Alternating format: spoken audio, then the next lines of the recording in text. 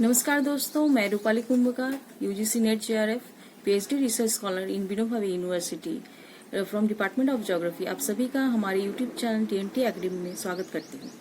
जैसे कि आपने देखा था मेरे पहले मैंने जो 2 वीडियो अपलोड किया था, उसके अंतर्गत मैंने इकोलॉजिकल कंसेप्ट्स के बारे में बात की थी, जिसमें मैंने इकोलॉजिकल कंसेप्ट के अंतर्गत 2 कंसेप्ट यानी कि इकोसिस्टम कंसेप्ट तथा इकोलॉजिकल मैनेजमेंट कंसेप्ट के बारे में चर्चा की थी, जिसमें से इकोसिस्टम कंसेप्ट के अंतर्गत जितने भी कंसेप्ट आते हैं उसके बारे में मैंने ऑलरेडी डिस्कस कर दिया है। तो चलिए आज हम देखते हैं कि इकोसिस्टम मैनेजमेंट कंसेप्ट के अंतर्गत क्या क्या कंसेप्ट आते हैं। तो दोस्तों, जो इकोसिस्टम मैनेजमेंट कंसेप्ट्स हैं उसके अंतर्गत 5 तरह के कंसेप्ट आते हैं। पहला कंसेप्ट है coarse and fine filter approach. दूसरा है risk is an inherent aspect of decision making. तीसरा है एडेप्टिव मैनेजमेंट। चौथा है इकोसिस्टम बेस्ड मैनेजमेंट तथा पांचवा है प्रोटेक्टेड एरिया। तो चलिए देखते हैं कि हमारा इकोसिस्टम मैनेजमेंट के अंतर्गत क्या क्या अध्ययन होता है। जो मेरा पहला कंसेप्ट है coarse and fine filter approach, इसको बताने से पहले मैं ये बताना चाहूँगी जो जितने भी इकोसिस्टम मैनेजमेंट कंसेप्ट्स हैं वो इकोसिस्टम कंसेप्ट्स के आधार पर तैयार किए गए हैं या बनाए गए हैं। तो मेरा जो पहला जो कंसेप्ट है coarse and fine filter approach, वो इकोसिस्टम कंसेप्ट के concept number 1 levels of biological organisation उसके आधार पर बनाया गया है। तो इसमें कोर्स फिल्टर अप्रोच तथा फाइन फिल्टर अप्रोच के ज़रिए ये अध्ययन किया जाता है कि किस तरह से हम इकोसिस्टम का मैनेजमेंट कर सकते हैं, उसको कंजर्व कर सकते हैं। तो मेरा जो कोर्स फिल्टर अप्रोच है उसके अंतर्गत ये देखा जाता है कि कोई एक बड़ा प्रदेश है, उसके अंतर्गत जितने भी प्राणी समुदाय हैं या कोई एक इकोसिस्टम है, बहुत बड़ा इकोसिस्टम है, उसमें प्रोटेक्टेड एरियाज़ हैं, वो सभी को इस कोर्स फिल्टर अप्रोच में लिया जाता है। यानी कि एक मोटे मोटे तौर पर यानी कि बड़े तौर पर देखा जाए तो बड़े तौर पर लिया जाता है और उसके मैनेजमेंट और उसके कंजर्वेशन का जो अध्ययन है इस कोर्स फिल्टर अप्रोच के ज़रिए किया जाता है। दूसरा जो आपका अप्रोच है वो है फाइन फिल्टर अप्रोच। इस अप्रोच के अंतर्गत हम किसी स्पीसीज़ का या किसी पर्टिकुलर इकोसिस्टम के बारे में यानी कि सूक्ष्म तरीके से किसी इकोसिस्टम में या उसमें रहने वाले किसी पर्टिकुलर रेयर स्पीसीज़ के बचाव के लिए या उसके कंजर्वेशन के लिए जो मैनेजमेंट प्रैक्टिसेस करते हैं उसके बारे में अध्ययन किया जाता है। इसके अंतर्गत जो इंडिविजुअल एफर्ट्स हैं यानी कि एक अकेला इंसान भी किस तरह से आपका इकोसिस्टम मैनेजमेंट का कार्य कर सकता है उसका अध्ययन किया जाता है। इसमें देखा जाता है कि एक इंडिविजुअल का एफर्ट भी बहुत मायने रखता है कि हमारे इकोसिस्टम कंजर्वेशन के लिए। तो फाइन फिल्टर अप्रोच तथा कोर्स फिल्टर अप्रोच के अंतर्गत देख सकते हैं कि फाइन फिल्टर अप्रोच में सूक्ष्म तरीके से अध्ययन के किसी आपका स्पीसीज़ का या किसी इकोसिस्टम का बारीकी से आपका अध्ययन किया जाता है, उसका मैनेजमेंट किया जाता है। और कोर्स फिल्टर अप्रोच में एक बहुत बड़े क्षेत्र को लिया जाता है और उसका मोटे तौर पर उसका मैनेजमेंट का या उसके कंजर्वेशन का कार्य किया जाता है। हमारा दूसरा जो कंसेप्ट है वो है risk is an inherent aspect of decision making. अर्थात जो हम डिसीजन लेते हैं उसमें कुछ ना कुछ रिस्क ज़रूर होता है। हम कोई भी डिसीजन लेते हैं तो उस डिसीजन को लेने से पहले कुछ प्लान करते हैं और वो प्लान कितना सक्सेसफुल होगा और वो प्लान को जब हम एक्शन में लाएंगे तो वो कितने लोगों को प्रभावित करेगा या किस घटना को प्रभावित करेगा उसके बारे में हमें पता नहीं होता है।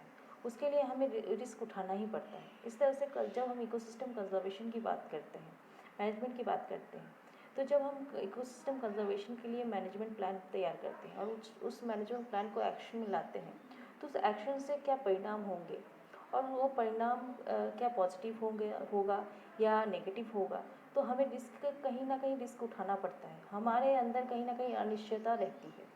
तो इस अनिश्चयता को कम करने के लिए हम रिस्क असेसमेंट करते हैं और हम जब रिस्क असेसमेंट करते हैं तो हमें उसमें 2 तरह की बातों का ध्यान रखना पड़ता है।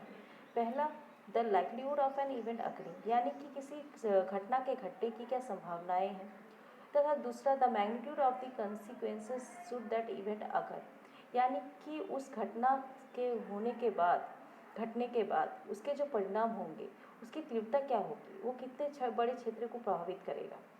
तो अर्थात दोस्तों की रिस्क असेसमेंट ज़रूरी हो जाता है क्योंकि रिस्क असेसमेंट ऐसा प्रोसेस है जो 2 चीज़ों को कंपेयर करता है कि हम जो डिसीज़न लेने जा रहे हैं उसमें कितना रिस्क है और उस रिस्क को लेने से हमें उससे कितना फ़ायदा होगा। और जो वो फ़ायदे होंगे, वो फ़ायदे हमारे इकोसिस्टम के लिए कितना अच्छा होगा, क्या हमारा जो डिसीज़न है वो बेस्ट होगा। तो इसके लिए असेसमेंट के लिए रिस्क असेसमेंट ज़रूरी होता रहता है।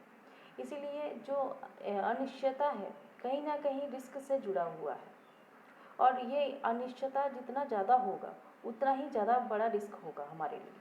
तो इसके अंतर्गत जब हम risk is an inherent aspect of decision making की बात करते हैं, तो इसके अंतर्गत यही अध्ययन किया जाता है कि कितना कोई भी जो मैनेजमेंट एक्शन प्लान है वो कितना रिस्क उसमें हम उठा रहे हैं, उस प्लान का कितना रिस्क है और उस प्लान से हमें कितना बेनिफिट हो सकता है। तो ये हो गया मेरा दूसरा कंसेप्ट। हमारा तीसरा जो कंसेप्ट है वो है एडेप्टिव मैनेजमेंट। मैंने जैसे कि पहले कंसेप्ट में बताया कि कोई भी हम डिसीज़न लेते हैं तो उसमें अनिश्चितता और रिस्क ज़रूर होता है। तो जब ये अनिश्चितता और रिस्क जब हमारे डिसीज़न का हिस्सा होते हैं, अहम हिस्सा होते हैं, तो इसको कम कैसे किया जाए। तो इसके कम करने के लिए हमें एडेप्टिव मैनेजमेंट का प्रयोग करना पड़ता है।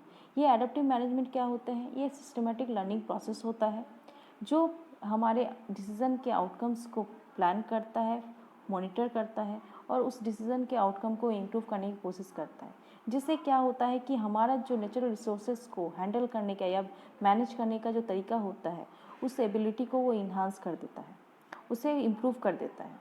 तो इसलिए किसी भी डिसीज़न को लेने में हमें कहीं ना कहीं एडेप्टिव मैनेजमेंट का प्रयोग करना ज़रूरी हो जाता है। तो जैसे हम इकोसिस्टम मैनेजमेंट की बात कर रहे हैं, तो इस तरह के एडेप्टिव मैनेजमेंट को हम कई प्रकार से कर सकते हैं। इसमें 3 भाग हैं। पहला जो मेरा भाग है वो है trial and error. Trial and error का अर्थ है कि जब कोई भी हम एक्शन लेते हैं उसमें रिस्क होता है। उस एक्शन को लेने के बाद मान लीजिए वो फेल कर गया, फिर हम कोई एक्शन लेते हैं वो भी फेल कर गया। तो ऐसे करके ट्रायल एंड एरर का जो प्रोसेस चलते रहता है, तो हम कहीं ना कहीं एक बेस्ट डिसीज़न में पहुंचते हैं और वो बेस्ट डिसीज़न हमारे जो मैनेजमेंट का जो प्लान होता है उसके लिए सबसे बेहतरीन होता है। दूसरा जो आपका तरीका है वो है पैसिव एडेप्टिव। इसके अंतर्गत देखा जाता है कि एक ही मॉडल करेक्ट है और उसी को जब हम कोई भी पॉलिसी बनाते हैं तो उसके अंतर्गत इसी मॉडल को हमें अप्लाई करना है। तीसरा जो हमारा जो तरीका है वो है एक्टिव एडेप्टिव। इसके अंतर्गत क्या होता है, बहुत सारे ऑल्टरनेटिव मॉडल्स बनाए जाते हैं कि अगर एक मॉडल काम नहीं किया तो दूसरा मॉडल जो बेस्ट होगा उसको हम अपने कार्य में ला सकते हैं। तो इस तरह से एडेप्टिव मैनेजमेंट के 3 तरह के प्रोसेस हैं। इन 3 तरह के प्रोसेस के ज़रिए हम अच्छे से किसी भी डिसीज़न मेकिंग के आउटकम्स को इम्प्रूव कर सकते हैं और हमारा जो डिसीज़न होगा वो बेस्ट हो पाएगा। तो ये तो हो गया एडेप्टिव मैनेजमेंट की बात। जो मेरा जो इसके बाद जो कंसेप्ट है वो है इकोसिस्टम बेस्ड मैनेजमेंट कंसेप्ट। इसके अंतर्गत एडेप्टिव अप्रोच की बात की जाती है, यानी कि ऐसे अप्रोच की बात की जाती है जिसमें ह्यूमन एक्टिविटीज़ जो है उसको ऐसे मैनेज करने की बात की जा रही है जिससे कि हमारा जो आसपास का जो इकोसिस्टम है और वो जो कार्य कर रहा है, जो फंक्शन कर रहा है वो, और जो हमारे आसपास जो ह्यूमन कम्युनिटी है, वो दोनों इकोसिस्टम और ह्यूमन कम्युनिटी दोनों स्वस्थ तरीके से एक साथ कोएग्जिस्ट कर सके, एक साथ रह सके। तो कहने का अर्थ है कि जो हमारे जो आसपास जो इकोसिस्टम है उसका भी जो उसकी जो विशेषताएं हैं उसको भी हमें मेंटेन करना है और जो हमारा जो ह्यूमन कम्युनिटी है उसके वेलबींग को भी हमें सपोर्ट करना है और इम्प्रूव करना है। तो इस कंसेप्ट के अंतर्गत ये चर्चा की जाती है या ये अध्ययन किया जाता है कि इकोसिस्टम और हमारा जो ह्यूमन कम्युनिटी है कैसे एक एडेप्टिव अप्रोच को लेके को एग्जिस्ट कर सकता है, एक हेल्दी तरीके से रह सकता है एक साथ। तो हमारा जो अगला कंसेप्ट है वो है प्रोटेक्टेड एरिया। प्रोटेक्टेड एरियाज़ वैसे एरियाज़ होते हैं जिनको किस तरह के प्रोटेक्शन में रखा जाता है जिसमें किसी भी ह्यूमन का इंटरफेरेंस जो होता है वो मिनिमम होता है। इस तरह के प्रोटेक्टेड एरियाज़ में मेनली इस तरह के प्रोटेक्टेड एरियाज़ में बायोडाइवर्सिटी के प्रिजर्वेशन या कंजर्वेशन की बात की जाती है। इसका अच्छा एग्जाम्पल हम ले सकते हैं नेशनल वाइल्ड लाइफ एरियाज़ को, वाइल्ड लाइफ मैनेजमेंट एरियाज़ को, वाइल्ड लाइफ हैबिटेट एरियाज़ को, तथा किसी तरह के प्राइवेट प्रॉपर्टीज़ को भी ले सकते हैं जो किसी तरह के एक्विजिशन और एग्रीमेंट के ज़रिए प्रोटेक्ट किए जा रहे हैं। प्रोटेक्टेड एरियाज़ जो होते हैं वो कोर्स फिल्टर अप्रोच और आपका फाइन फिल्टर अप्रोच जो है उसका केंद्र बिंदु होता है।